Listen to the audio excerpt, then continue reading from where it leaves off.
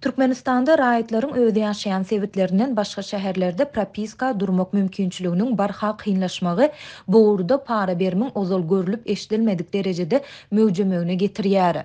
Bu barada Azatlyk radiosynyň ýagdaýlardan habarly ynamdar çeşmeleri maglumat berýärler. Hususan paýtagyt Aşgabatda propiska ýagny hemişelik ýadga durmak isleýän raýatlardan sorulýan paranyň meçberi 100 000 ABŞ dollaryny çenli etdi. Bu tanış tapşyňa görä araça görä ütgäp bilýär.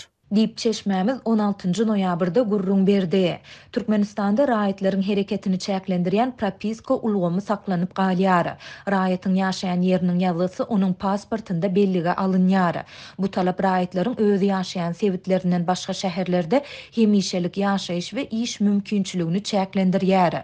Çeşmelerimiziň tasdiklamagyna görä ýurtda propiska edinmek isleýän raýatlardan sorulýan paranyň möçberi boýunça Aşgabaty Balkan welaýatynyň Türkmenbaşy şäheri we Ahal welaýatynyň Änew şäheri idarlaýar. Türkmenbaşyda hemişelik ýadga durmak isleýänler 10-15 000 ABŞ dollary meçberine parany bermeli bolýarlar. Änewde ýadga durmak üçin bolsa 3 000 ABŞ dollaryny bermeli. Dip çeşmämiz bellidi. Onuň sözlerine görä Aşgabatda we Türkmenbaşyda propiska durmak üçin sorulýan paranyň möçberiniň ýokary bolmagy bularda iş mümkinçiliginiň köp bolmagy bilen baglanyşykly. Türkmenistanlaryň Änewe ýadga durmagy da köp isleg bildirmegi raýatlaryň bu şäheriň Aşgabatyň çägine goşulmak ähtimallygynyň bardygy barada uly umyt etmegi bilen baglanyşykly. Aslynda bu belli däl. Ýöne şonda da Balkanly köp raýat Änewe propiska almagy ýykyn edýär diýip Balkanly çeşmämiz aýtdy. Çeşmelerimiziň tasdiklamagyna görä bu urda para bermiň ýokarlanmagyna raýatlaryň öz ýaşaýan sebäplerinden başga şäherlerde propiska durmak mümkinçiliginiň barha kynlaşmagy sebäp boldy. Bürokratik bökdönşükler derarly para vermedik adamlaryň hiç biri başga ýere, hususan Aşgabat, Türkmenbaşy we Änew şäherlerine ýadga durup bilmeýärler. Hatda Aşgabatly gyýlara öýlenen raýatlar üçin 5 ýyl garaşyp soňra paýtagyň propiskasyna geçmek hukugy bolsa-da, olar 20 000 ABŞ dollaryny para hökmüne bermeseler ýadga alynmaýarlar. Ýöne bu parany bermäge men ýaly köp adamyň mümkinçiligi ýok. Dip mundan 6 ýyl çemesi ozal Aşgabatly gyýda öýlenen Balkanly ýaşaýjy aýtdy.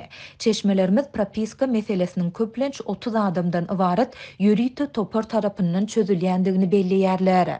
Bu komissiýa her bir etrapda bar. Bu topar ilaty ýazga alyş bölümiň mejlisler zadynda maslahat geçirip paranyň möçberine görä raýaty ýazga almalymy ýa däldi barada karar çykarýar diýip çeşmämiz bellidi. Onuň tasdiklamagyna görä bu toparyň düzüminde etrap Haziyetiniň, Milli Howpsuzlyk Ministrliginiň we İçeri işler Ministrliginiň yerli idaralarynyň, Etrap Prokuraturasynyň, Merkezi Bank Etrap şahamçasynyň dagy wekilleri bar.